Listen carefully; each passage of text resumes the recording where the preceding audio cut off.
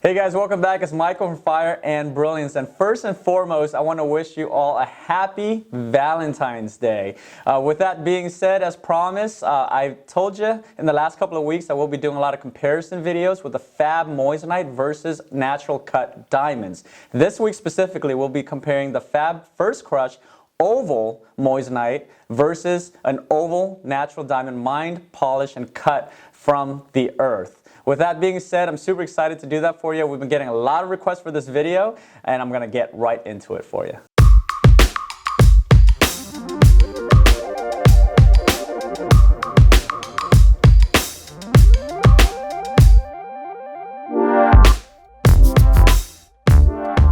Alright guys, so the first stone that I'll be taking out is an uncertified diamond. So in other words, it was not sent to a lab to have it graded, but based on specs of the uncertified stone from professionals in the business, the diamond that we had purchased here for comparison purposes, it is a genuine diamond. It's an oval. It's about a 1 carat.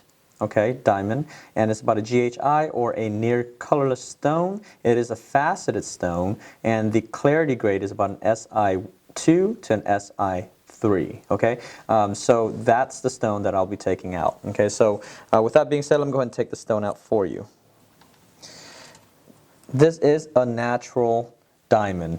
So it was a rough that was mined from the earth. It was cut, polished, and was cut into an oval-shaped brilliant cut diamond. Okay, so as you can see here, it's an oval shape.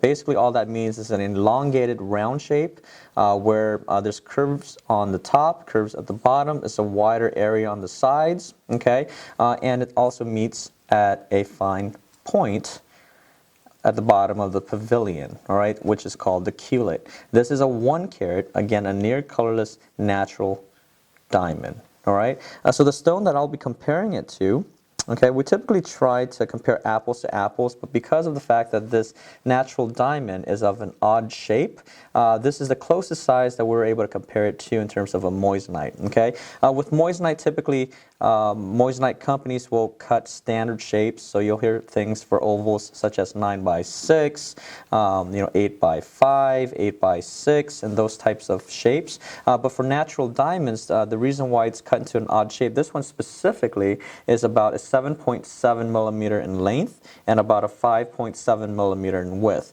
The reason why they're cut into odd shapes is because when a rough is mined from the earth, that is an uncontrolled environment, so that's all they have to work with. And from a natural diamond company standpoint, what they want to do is maximize that specific size, because at the end of the day, that determines the marketability of the size of the stone as well as the profitability of the size of the stone. So the larger the stone, obviously the more a company can sell it for. So they typically will maximize that size. For this specific stone, it was cut to a 7.7 by a 5.7 millimeter stone, and based on the information that I provided to you earlier, it does weigh to a 1 carat of total weights. Okay, so the stone that we're comparing it to is our FAB Oval First Crush Moissanite. This is a 9x6 skinny cut. Okay, so it's about a 1.7 carat diamond equivalent weight. Now, the difference between this stone and that stone, if you can see here, hopefully the camera can capture it, is that this stone is a colorless stone. So that's within the D, E, and F color scale, okay, versus this stone, which is within the G, H, I color scale. So you should be able to see some warmth here, whereas this stone you should not be able to see the warmth. Okay. Now, if you take a look close enough, basically, if you take a look at it, it's very diamond-like. So in other words, if you take a look at the first crush versus the oval natural cut diamond, the facets are quite busy. Okay, and if you take a look at the sparkle, it's very similar in terms of that sparkle. Obviously, there's a huge difference. A natural diamond is made of almost 100% carbon. Okay, a moissanite is made of silicon carbide. The difference between the two is the refractive index. Moissanite has a higher refractive index, which basically means it has more fire than that, or in other words, more sparkle than that of a natural diamond. But since the natural diamond is harder on the Mohs scale of a 10 versus a 9 1/4, the Mohs scale of a 10, basically when it's polished, it basically has a outer shine that's typically a little shinier than that of a natural moissanite. Okay, but those are the differences between the two in terms of the aesthetic appeal. Okay, it doesn't necessarily mean that one is right or wrong. Basically, what I'm trying to do here is just kind of show you exactly what your options are. All right, that's from the aesthetic point of view. The second part is this specific stone. Most moissanite stones, or most moissanite that is created or distributed by Fire and Brilliance is within the VVS to VS clarity grade. This specific diamond here is an SI2 to an SI3 clarity grade. Okay, so if you're unfamiliar with what clarity grades are, definitely check out our video on that. Basically, in short, what that basically means is, are there any imperfections or inclusions inside of the gemstone? All right, so with an SI1 and SI2, or in other words, SI2 to SI3 clarity grade, that's about 3 clarity grades lower than that of the moissanite here. Okay, and this stone obviously is also longer. All right, and slightly wider in the width as well.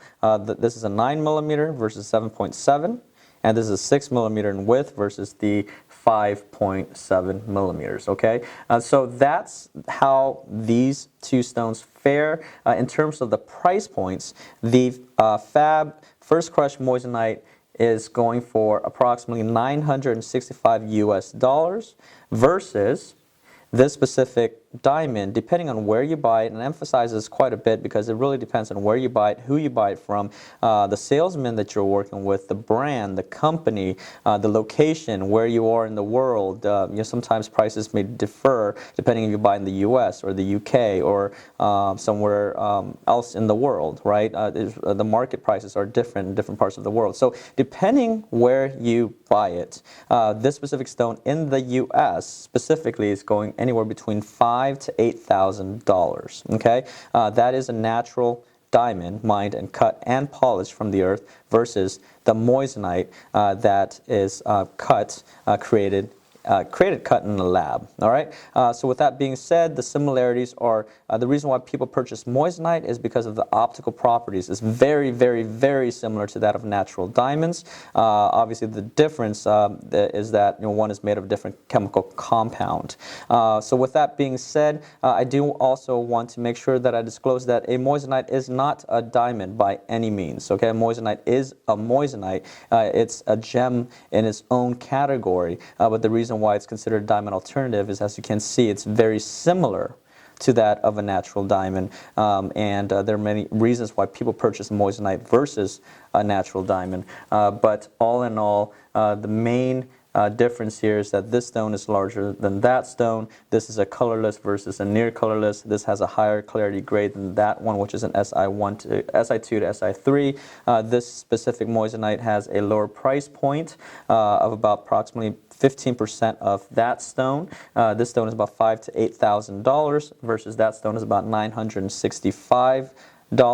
Okay, and those are the main differences. So when you are weighing your options, when you are in a situation where you are ready to purchase a diamond or a moissanite to set on your piece of jewelry for a special purpose, such as a proposal, an engagement, an anniversary gift, or just a gift in general, okay, hopefully this specific video will be able to give you some information as to how these stones fare and how these stones compare, and so that you can make an educated guess, so that when you do make that investment, you're weighing out your options.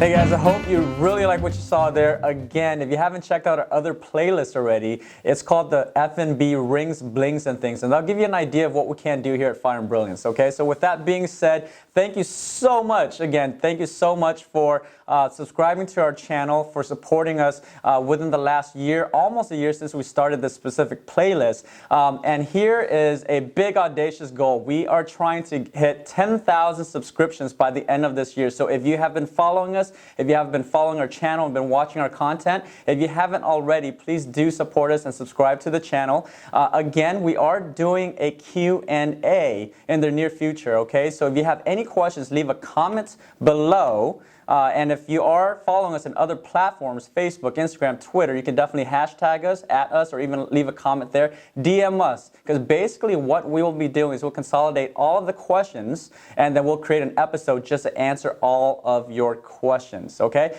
So thank you so much. I look forward to you and look forward to doing this again. Goodbye.